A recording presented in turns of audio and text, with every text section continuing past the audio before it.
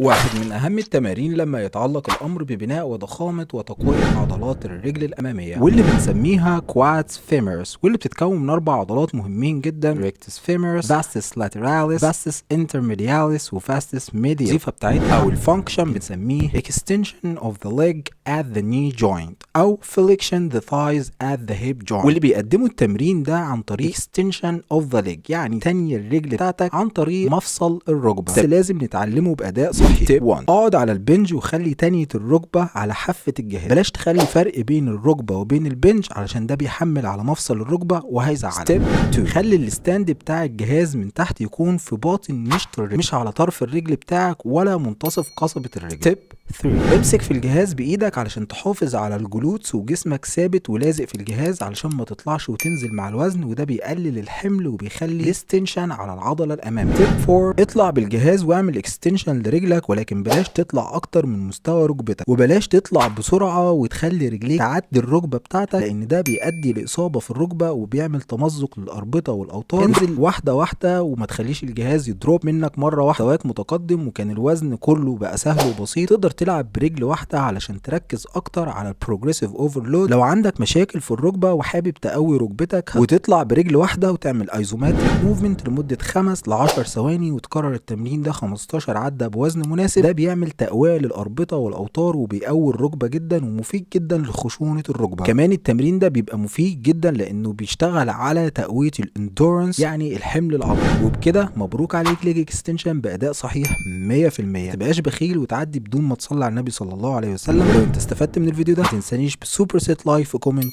مش خسارة فيا.